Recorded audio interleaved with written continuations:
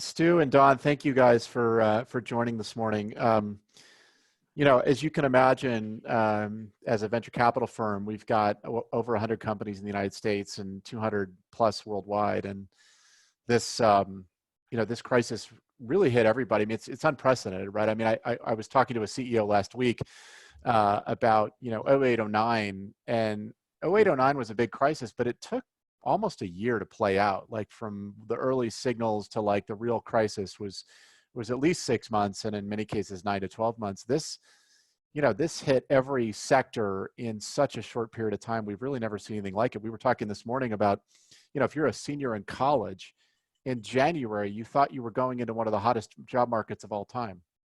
And in March, it's like, it's just totally a 180. So I think it's even more challenging if you're running a company, you're an executive inside of a company, and you're feeling not only the weight of your own life, your family, you're working from home with your kids or your spouse or your significant other.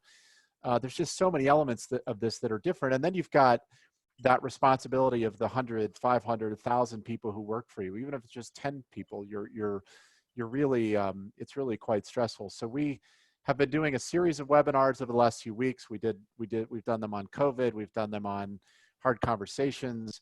And we want to kind of keep the ball rolling because people have told us that they're extremely valuable. We did one on Monday for 65 CEOs, and immediately afterwards got all kinds of texts and emails saying, can we do this weekly? So we thought it'd be great to get you guys on. You're both very experienced in this field, have dealt with a myriad of issues, and just share, A, some of what you're seeing and dealing with, and B, talk a little bit about this best practices and hopefully give folks some takeaways that they can take back into their companies. But, I think also part of it has just been therapeutic. Just people kind of, you guys both work for extremely well-capitalized, very successful companies, and yet you're dealing with the same issues that companies that aren't well-capitalized are dealing with. And it's just it's a really challenging time. So with that, I'll turn it over to Jen, and maybe she can introduce the two of you, and then we can jump in. Absolutely. So first of all, thank you both for taking the time to do this today. Really, really appreciate it. Stu, I'll start with you. Stu is a great friend to GGV and Chief People Officer at WorkBoard. And prior has really been such a great partner to us in helping to build the Founders and Leaders program with his partner, Sarah Sperling. And prior to that, we actually met while we were both working at Facebook, where he led all of learning and development, I think from 400 people scaled up through 15 or 16,000. So has seen unbelievable scale, and was at Yahoo doing learning and L&D prior to that as well, and has been at various startups prior. So back to earlier stage company at WorkBoard, Totally. And thrilled to have you here today. Thank you, and Dawn Nott, thank you so much for being here. Dawn is the VP of People at Wish, which is an incredible company based in San Francisco with around 400 or 500 people in various locations around the world. So Dawn is extremely experienced and has seen up cycles and down cycles before, and is certainly navigating with a team in China. So has kind of anticipated, look forward to hearing a little bit about how you adjusted things in the US based on what you were seeing in China, and just learning from you today. So thank you both. Thanks, Jen. And with that, should we just kick things off? I think one of the things as the days and weeks are marching on here, I think one of the things that we're all adjusting to this new world of remote, and keeping employees engaged is a real challenge. How are you both approaching that in terms of getting connectivity, creating connective tissue, and making sure that employees are both getting what they need and are working at the optimum that they can in today's environment? Maybe Stu, we start with you. I think it's important to differentiate between, understanding humanistic needs and then how those insights translate into the things and the actions that you're taking. And I think it's, one of the things that I think it's just valuable to just to restate is that, like, there are some really, really important things to know about the way humans behave. All of us are wired for connection, right? It's one of the deepest and most important parts of the way the brain works, is the need to be able to connect with other people. It's what creates community. It's what's enabled us to be so successful as a species. And it's perhaps arguably one of the reasons why, you know, things like social media have become so successful, is because they're really enabling this really deeply sort of held need to be able to connect with and share with others. I think another core human need is the need to belong and to feel included. And that's very intrinsic to the need to connect. And all of us want to be excellent. All of us want to be able to know that we have the opportunity to really have real impact. So, you know, those things in an up economy, you know, inform the way we think about performance management design and workplace design and all that good stuff. I think during the middle of a terrible crisis, I think those are expressed through the way in which we enable people's common humanity to be able to get expressed. And so I think this isn't the time, you know, for us to ignore that as a really important part of the human experience. And I think businesses have to make time for it. And I think they have to make time for it, not just at the enterprise level, but they have to help managers know how to make time for it and do it well at the team level, because that's really where all the action is happening in organizations, is within the team. So, you know, a lot of the focus for us is thinking about the role that the senior leaders in the company take. The shadow that they cast is, particularly our CEO, is huge, but it's also about helping managers to feel confident enough to step into the murky waters of the psychology and the behavior of their people. And so, you know, we've already kicked off a series, a people leader series inside WorkBoard that is about helping leaders understand that really important hidden layer, which informs so much of the behaviors that they see on the surface. Thank you. I was a bit of a soundbite answer. I could go into lots more detail, but like, I think at the very high level, I appreciate that, because it really kind of sets the foundation here for what we'll talk about today. Pretty fundamental to how to manage through this. Well, it's first principles. It's first principles of how to treat and manage people in the workplace. And I think, I do think, though, Stu, one thing I would add, though, is this crisis is different because there's the whole element of personal health, work from home. I mean, I could tell you in our firm, we have 40 plus people in the US who are all working from home. We're now in our 4th week. This is the 4th week we've done it. And I think after the 2nd week, we all realized working from home is not just taking your work home, you know, particularly when your kids are home, your spouse, your significant other, you're sharing a place with roommates. We've never seen this before. And so there's a human element of this that wasn't here in prior crisis. I just think, you know, we could take a fairly, or at least companies could take a fairly systematic, largely financial view. How do I survive a crisis from a financial standpoint? There's a whole human element here that people are dealing with that we've just never seen before. Absolutely. I think before this crisis, it was easier for us to delineate a sense of balance between what was work and what is life. And I think that's all been blown up now, because, you know, our lives are on full display over a Zoom call every single day. And I think, I think what that means is that we can't ignore what's going on in people's realities. We actually have to embrace it and integrate it into the way we operate. I mean, I don't think I've sat through a Zoom call, you know, at least half a dozen times a week that doesn't involve, or, you know, screaming kids in the background, or, you know, stories about how people are, you know, handling their worries about, you know, family members that are not with them, or how people are trying to deal with the fact that they're in a really unsuitable space and they have to try to find some way to. I had a CEO last week tell me, you know, he said, look, I think he said he had 17 sales reps, and he said the majority of them are under the age of 30. And they're making outbound phone calls sitting in their closet because their roommates are playing Xbox. Yeah, exactly. Like, we have some of those same stories. Never seen that before, right? Yeah.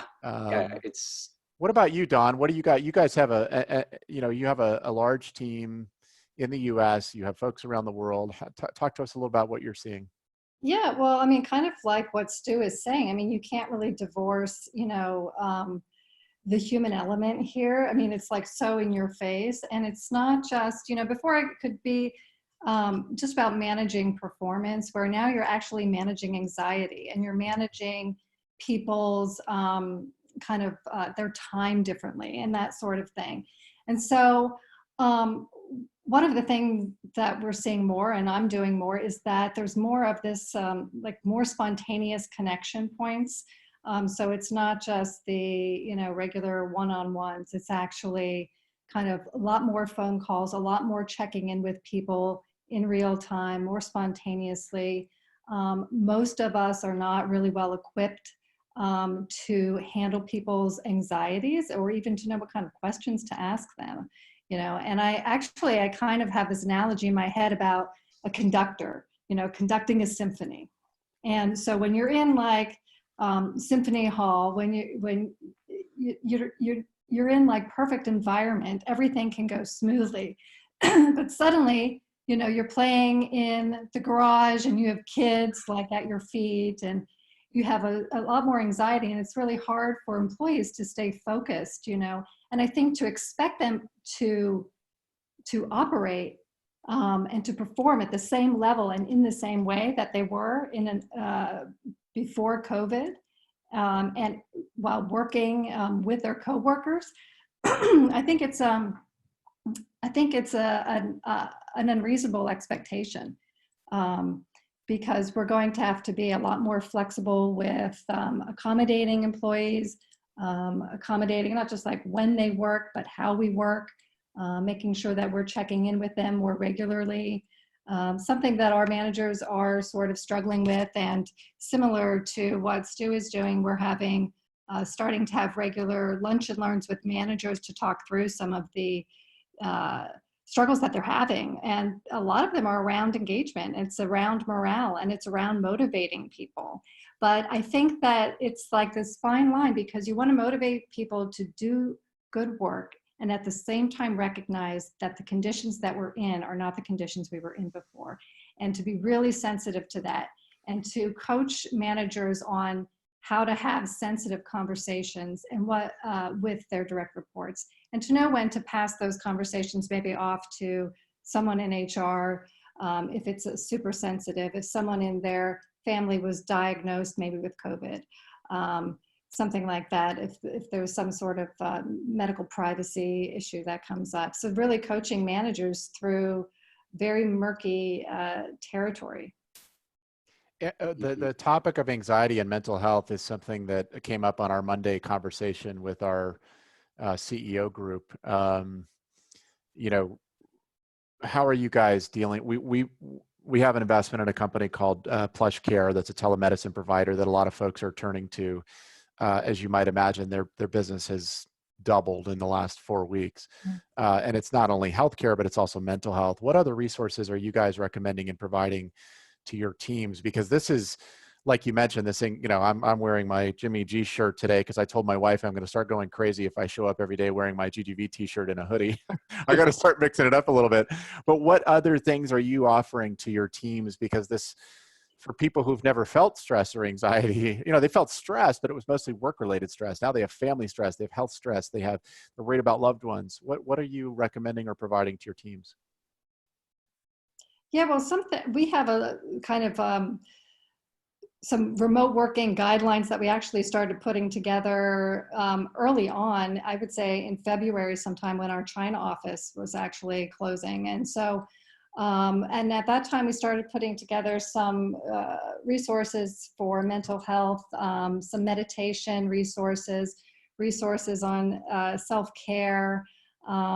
And I don't know that that's quite enough, though, actually. I mean, it kind of points employees in the direction where, hey, check out this meditation, or here's, you know, a great article that you can read, or 3 steps you can take, you know, to relax, and that kind of thing. But I actually think it's going to take a lot more engagement on our behalf to, one of the things that I'm thinking about doing is maybe even having, I'm hoping that the manager conversations that we have will be really helpful, but then also having things like a weekly meditation or a daily meditation where people can, you know, join, and we can have some sort of guided meditation in that way.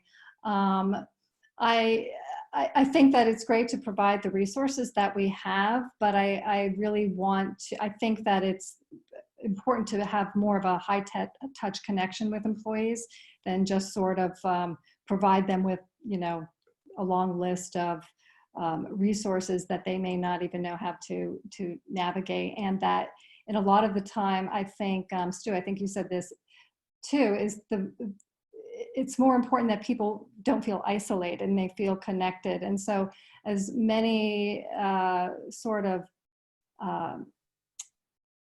as much as we can personally connect with them, I think will be important. And that's what I'm seeing. You know, initially we pull together a lot of resources, and what people are hungry for is the one-on-one connection more. And so kind of creating more chances, more opportunity for that on a daily basis is what we're sort of moving more toward. I think for us, there's, I think there's kind of two approaches. One is, you know, what things can we do as an organization? And then I think to Dawn's point, like, how do we help managers navigate, you know, difficult and intimate problems and challenges that they're facing with their direct reports. You know, we launched a one of our colleagues, you know, has offered to lead some meditation classes. So, and I think that's a really important part of helping people to know how to quieten their mind. And we've funnily enough, just in Q1, implemented an employee assistance program. And one of the things that I'm quite concerned about is the effects of isolation on those employees that are truly living alone. So we pulled together a list of what we call at-risk isolated people, so that managers, you know, are tuned into the micro signals and behaviors that might indicate that somebody is struggling with their mental health in a situation like that.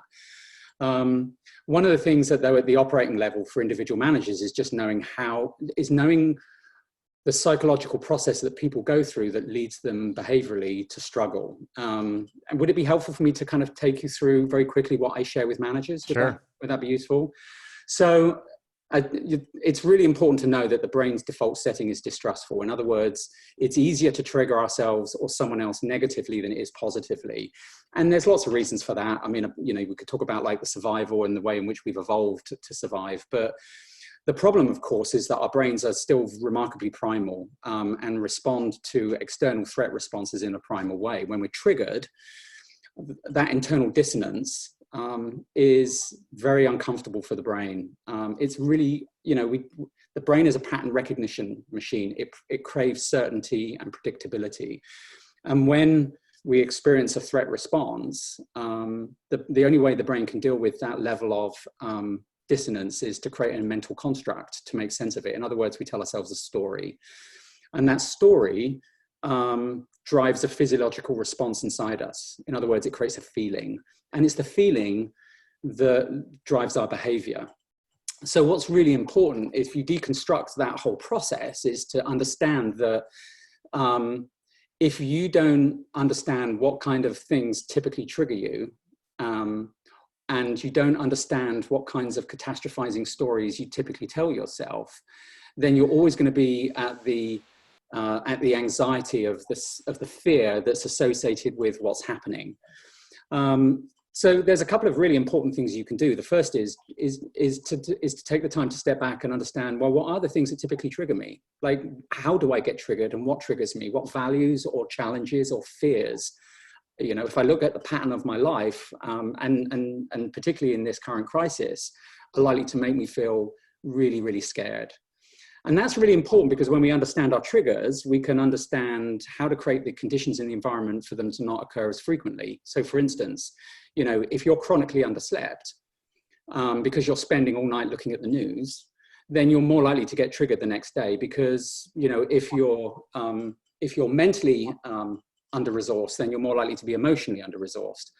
Equally, if you're not eating properly or if you're eating badly, or you're not getting enough exercise, those kinds of things, as banal as they sound, create environmental factors that are much more likely for you to experience fear in a more intense way when it arises.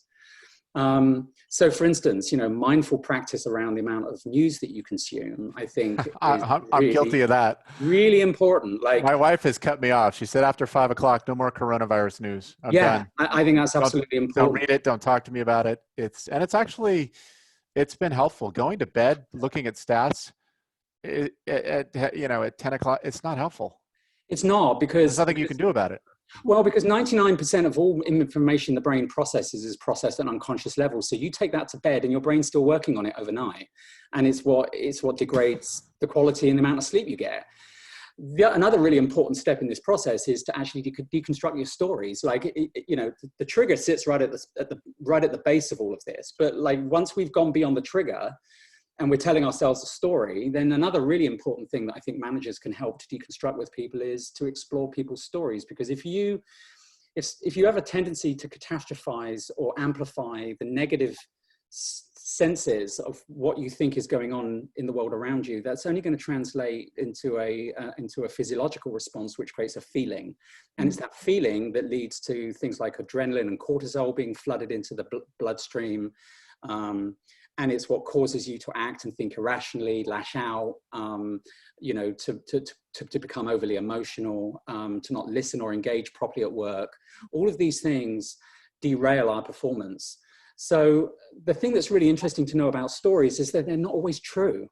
We often tell ourselves a story in response to what we think is going on that feeds something deeper within us. So I think, we have to get good at being honest about how we manage and understand our stories and find minimally plausible alternative ones.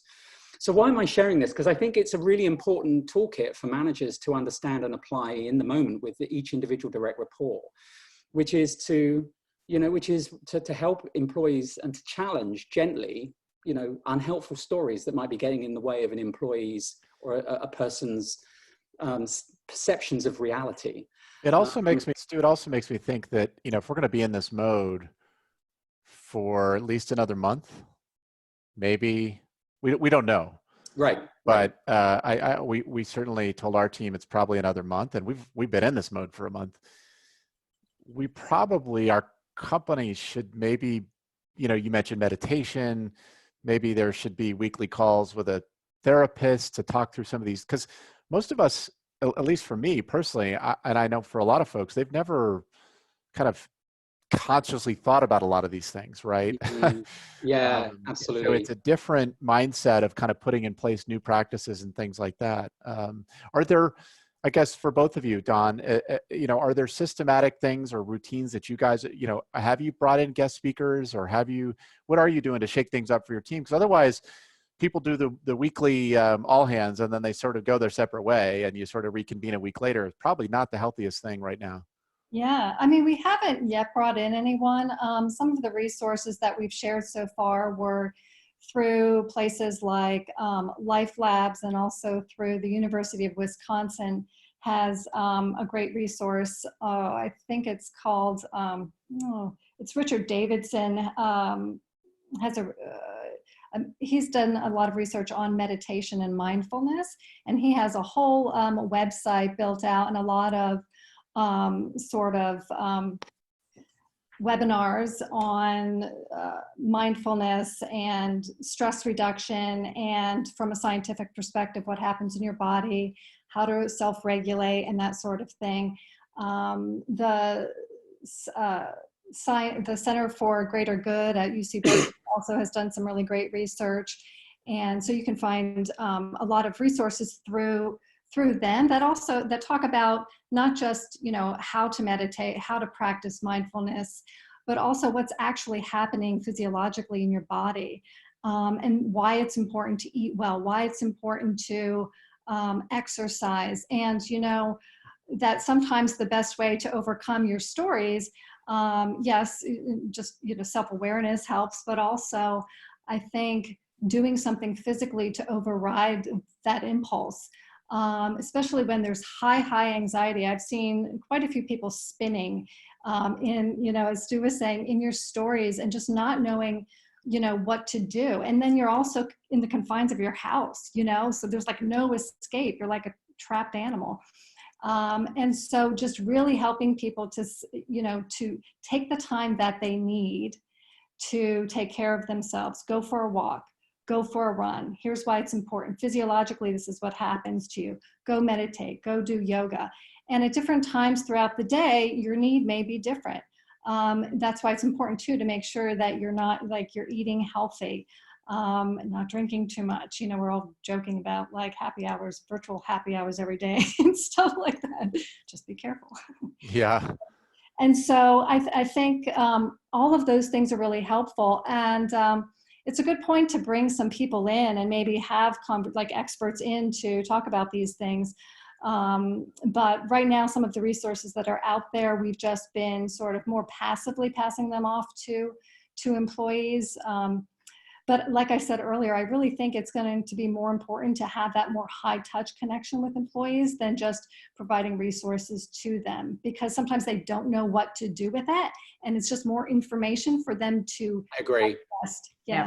I agree. I think you've got to, Dawn's absolutely right. You've got to take this down to the operating level of the team. You've got to help managers to know how to have these kinds of conversations and when to spot the warning signs.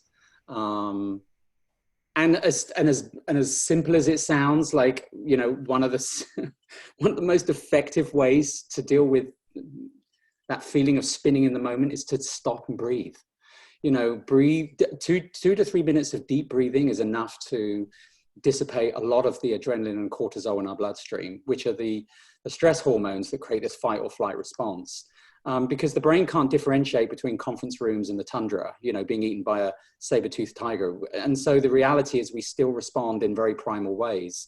That's the reason why mindfulness practice is so effective. So encouraging your managers to, to talk about these issues in their one-on-ones is really important. And actually that's, from a process point of view, a really key issue to draw out here is that there is never ever been a more important time for the one-on-one. Like, this is easily now the most important performance management arrow in your quiver, bar none. Because what we've seen, right? I mean, we've seen an industry that's gone from growth to survival and business continuity. And what that means is that the only thing that really we can address on a practical basis for a lot of people in our companies is the near term, because that's all we know. And actually, if you were to talk expansively about how the world is falling, it's only going to catastrophize people's stories. So I think one of the most practical things managers can do is to kind of get people re-engaged and give them a sense of agency. The brain needs a sense of control. And one of the best ways to do that is to manage near-term performance by giving people really, really clear outcomes to focus on, and then managing that week to week to week. I mean, the one-on-one is now the most important moment in the experience that the employee has. So we've got to show managers how to run them really, really well, and to run them not as a status update, but to run them as a humanistic check-in. Mm-hmm. And I would even add to that. I mean, I do think the one-on-one is even, more important now more than ever, but also having more spontaneous check-ins than managers may be used to is really important too. So, direct reports, have your cell phone number. Can they text you? Are you okay with that? Where can they find, what other channels can they find you on? Are you calling, I'm calling everyone on my team, talking to everyone pretty much every day on my team, like on the phone, G-chat, I'm out for a run, or whatever. But I think just making the time and finding different channels to connect with people on other than just the one-on-one, because I don't think that's going to be enough in a lot of cases. Mm-hmm. Well, yeah, I mean, the one-on-one doesn't need to be formalized in the way that perhaps it traditionally was. It's about making sure that, as you say, that connection is happening. Absolutely. To the point of connectivity, that seems to be just the critical path here. What are you both doing in terms of communication from both of you, and then also your CEOs and the executives and the leaders? And then at the manager level, what communication kind of protocols and channels are you using? Yeah, well, for me, right now we also put together a task force. So it's sort of a COVID task force of, leaders from across the company who we meet twice a week and just kind of look at where things are, in the world. And every day it seems like something is changing. And initially, when we first started doing this, we, discontinued travel, I think, at the end of January, and then we closed our office at the beginning of March, I think, so before a lot of other companies did. And now, Dawn, just to interject on that point quickly, you were learning from China. So what have you learned from having a big team in China? What have you learned? And then I knew you acted a lot faster than kind of in advance even of the kind of typical San Francisco timeline. Yeah. Well, let's see. So in January, our China office was closing. And at that point, I think it was the end of January, we actually ordered, I think it was like 5,000 masks for them, because in China, they couldn't get them anymore. And they were really struggling. A lot of employees were struggling and feeling isolated. And things changed very rapidly there, from like, no restrictions to total lockdown. And so then we had employees coming back from China who we were quarantining for 14 days, and then we, I think, extended that to 3 weeks. So it was, it was like this constantly changing, moving target that we had to be flexible with.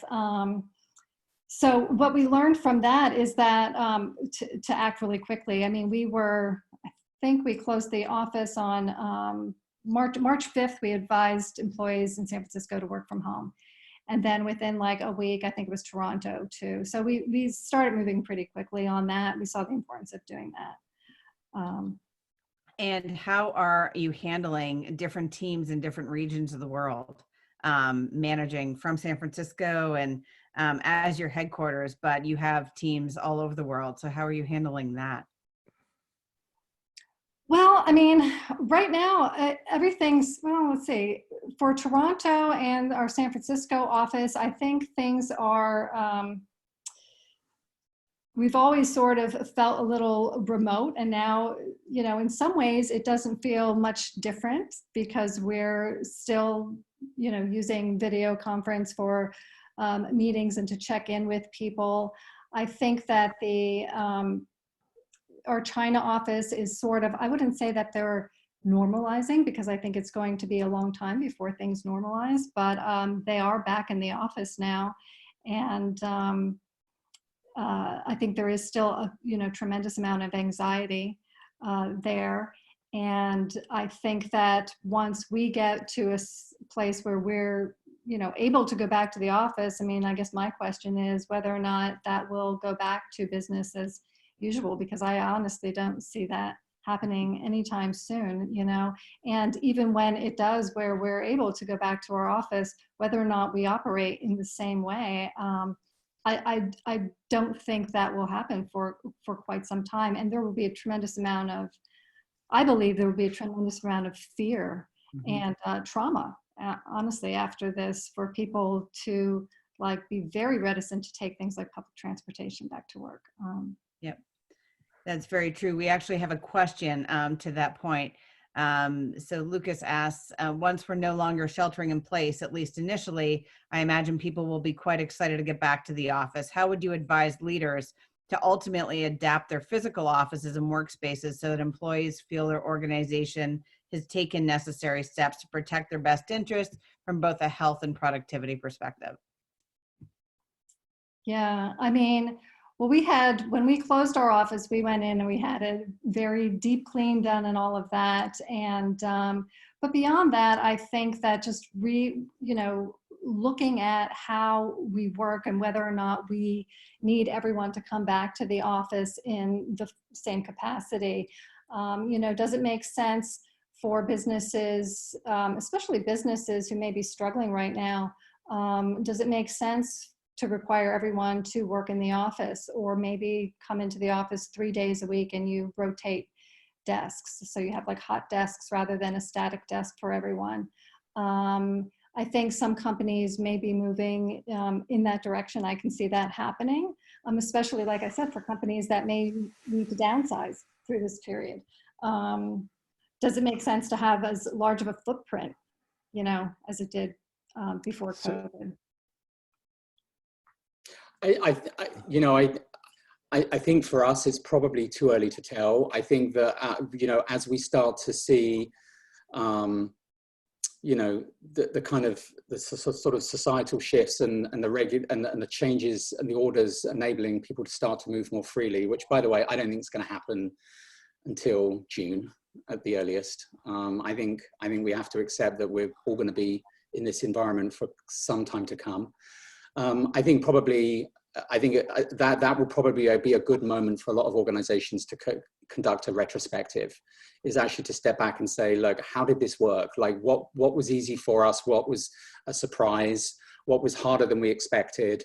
You know, and what kind of environment and what kind of interaction do our customers want in this new world? Because, you know, the digital footprint is enlarged massively as a result of what's happened. And I don't think it's going to go back to the way it was.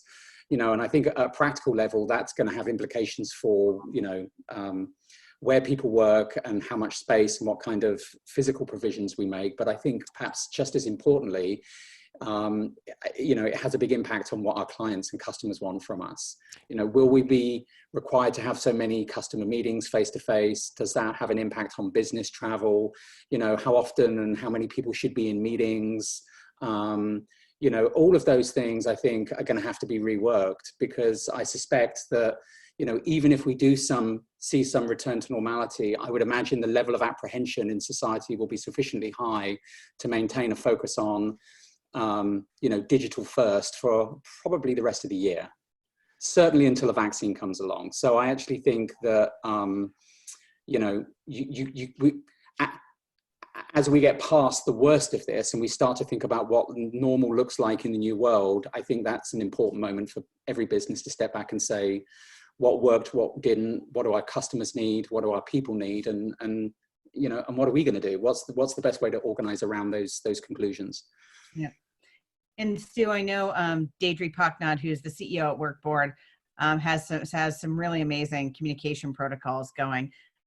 Could you just describe a little bit about what she's doing with the Daily Dose?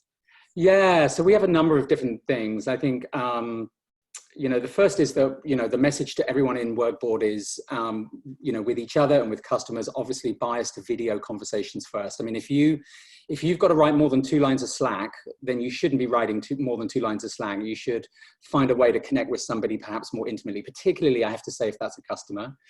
I think internally within the organization, you know, one of the things that, you know, people need is a sense of agency and a sense of certainty and a sense of hope. All of those things are really important. And so Deirdre's responded with something called the Daily Dose, which is a 1 to 2 minute early morning recording that includes kind of her point of view really on what's happening in the business, the wins.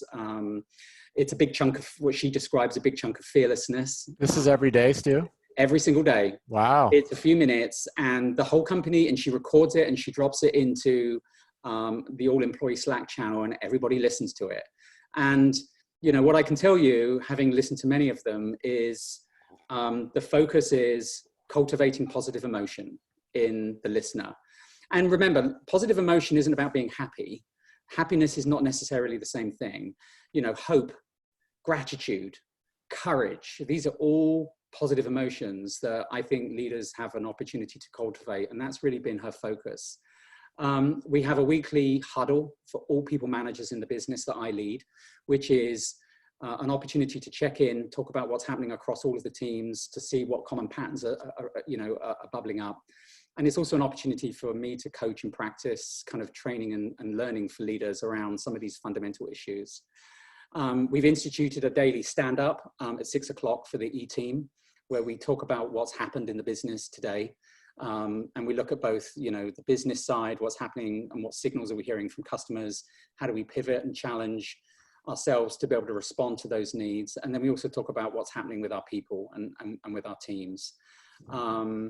And then we've leveraged the hell out of our own platform. You know, WorkBoard itself was built as an environment for people to be able to define, measure, and track and discuss the performance of their objectives and key results.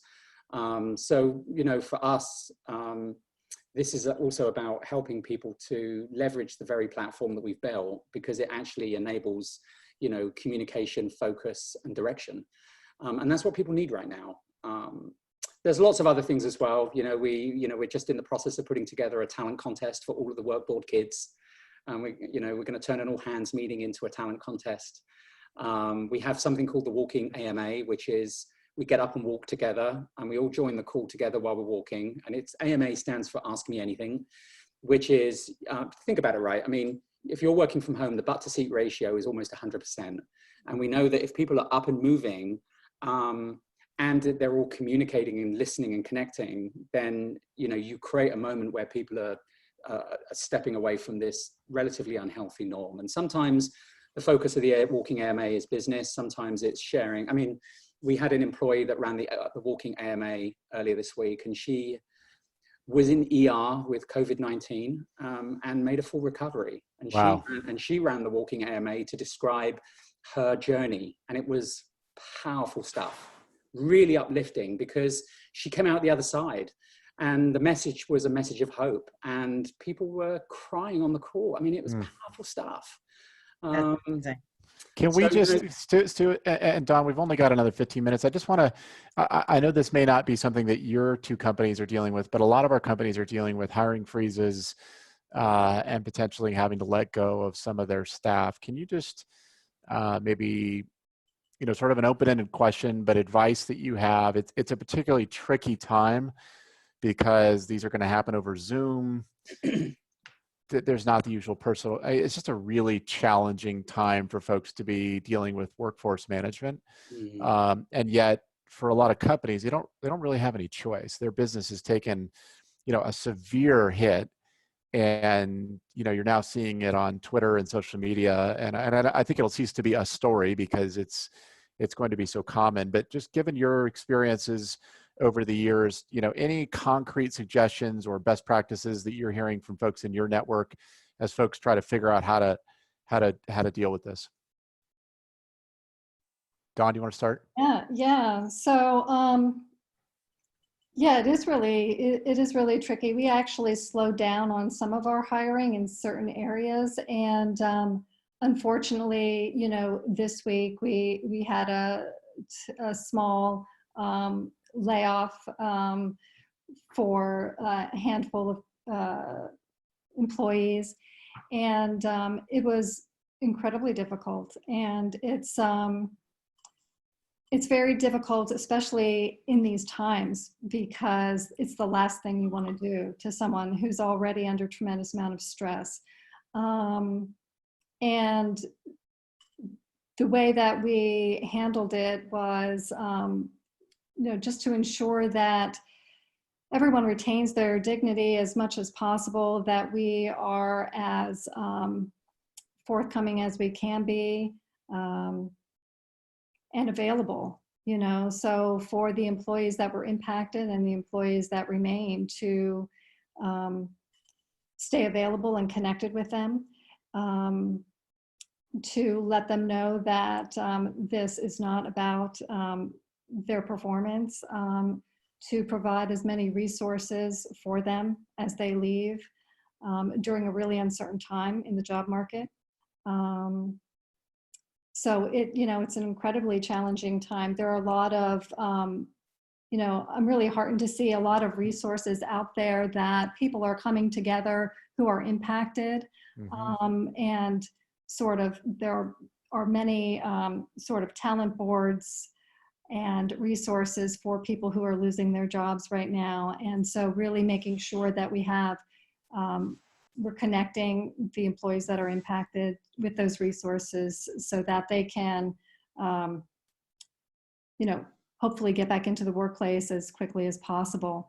But it's incredibly challenging time. Like I said, you know, it's not just that you're going through a layoff. With the conditions right now are already produce so much anxiety for people. And so you're you know, I think that the difference right now is just making sure that I'm as available and that my team and all managers are as available for people, even who are no longer with the company, who may still need us.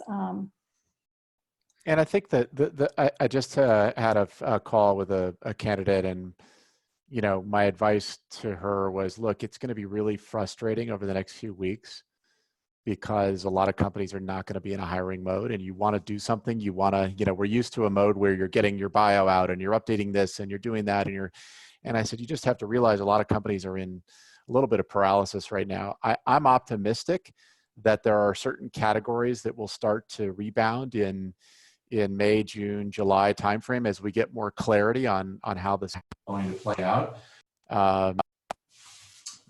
You know, and so my advice to her was, you know, update your LinkedIn profile, connect with, can you guys hear me okay? Yeah.